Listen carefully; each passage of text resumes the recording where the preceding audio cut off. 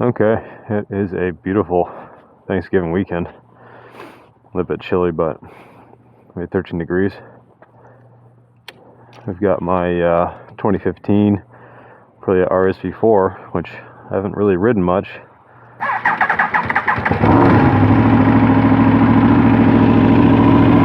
And that's mainly because the seller only very recently got me the ownership. Because it was a Quebec registered bike, but for some reason, anyways, the guy I bought it from didn't bring the ownership with him. So that was a bit of a fight, but I've got it now. Everything's honky-dory. I gave the bike a first oil change and installed the Austin Racing exhaust that came with it. Right now it's got the silencer installed just to kind of keep things tame. And then these tires are totally shot. Like, it's completely flat through the middle here. But again, I bought a set of brand new tires for it. I don't remember the brand at the moment. But either way, I'm going to take this around the block quickly just so you can hear it and I can kind of document it before the winter, because it seems like today might be the last day I can go ride. So we'll try to take advantage of the sun, because pretty obviously next week is all forecasted rain. At least that's what it seems like.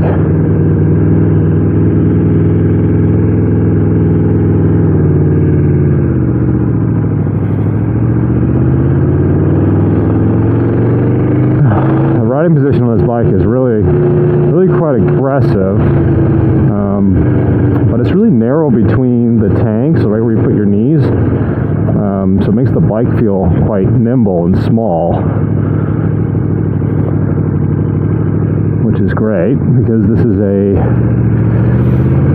I mean, from the factory, a 185 horsepower bike, you know, at, you know, a little bit over 400 pounds soaking wet. So I guess the other thing to mention is that with the exhaust, the previous owner had the Aprilia Race. I'm not sure if it's the tune or the actual computer itself, but either way, I mean, we're looking at a nice little performance upgrade over stock.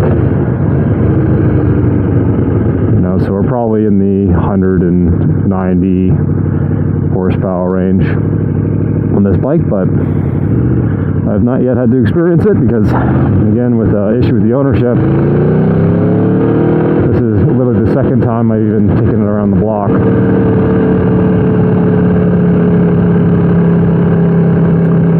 I think, as some of you may know, I kind of flip in and out of motorcycles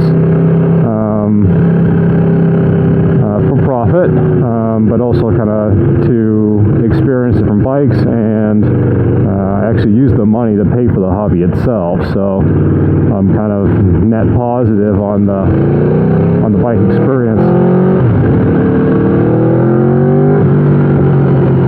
Yeah, this thing sounds amazing. I can't wait to really use this. Again, only the second time out, and it's got pretty mangled tires right now, so we will take it easy. But I do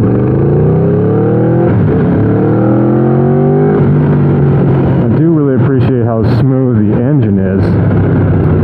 The V4, I mean, obviously it sounds pretty good. I don't know if you can hear it quite as well as I can, but it is a real sweetheart. It's got a real growl to it, but so these V4s, what makes them really nice is they've got a lot of low-end torque compared to inline 4. reminiscent of like a big V twin. Yeah, more similar to say my KTM with that 1190 cc V twin. But it's got the top end power of the straight 4cc or cylinder bike, so it's quite a great combination. Mid-range power is pretty impressive on these bikes. So anyways, I really can't wait to get this thing out on the road for real. But I think unfortunately with the timing, it's gonna be a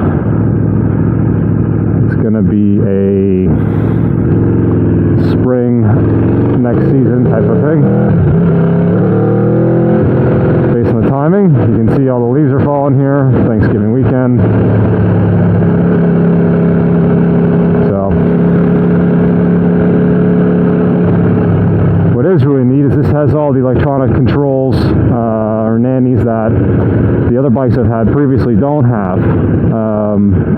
The KTM RC8 that I've got and the previous Aprilia I had, the RSV1000. They have absolutely no traction control, ABS, anything of the sort, and this bike here has basically everything. You know, it's got Widley control, traction, ABS.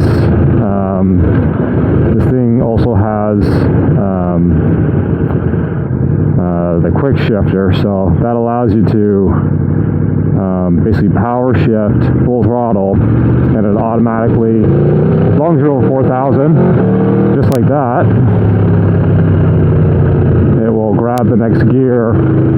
Well, it'll cut spark and fuel, grab the next gear, and then power on again, which is really slick. Makes for some pretty darn quick shifting, as the name suggests.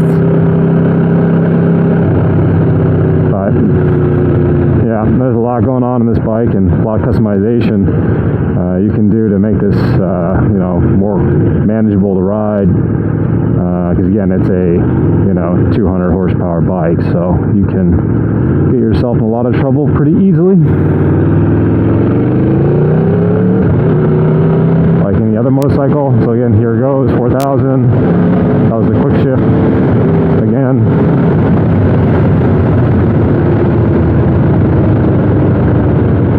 Yeah, you probably can't hear it, but I didn't touch the clutch at all. If you can see my hands in the video. But that is neat. I've never had that before. You can see that comes in handy when you're really moving on this thing at a rapid pace. So again, here's quick shift, 4,000, click, click. Yeah, that's cool. Pretty slick.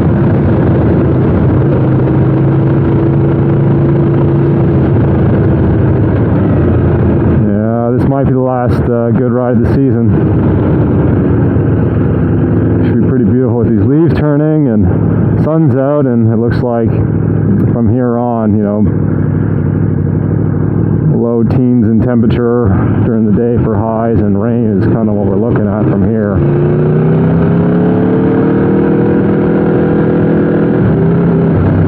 God, that's cool. I really like that quick shifter.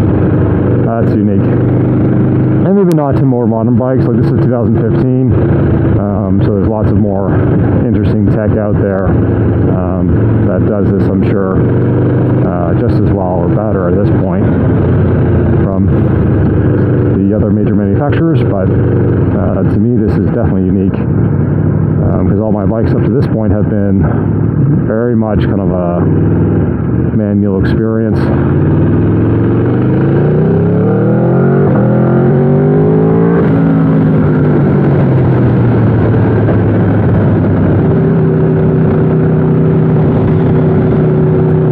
It's interesting. I think this thing, you could hear the quick shift and the kind of the overrun there. It sounds like you really need to get the RPMs up to get power out of this, unlike the RC8 I have.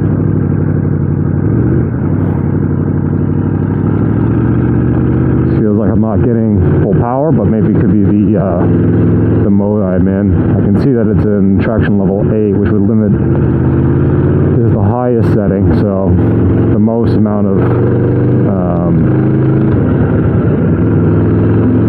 or at least the more aggressive traction setting cutting in.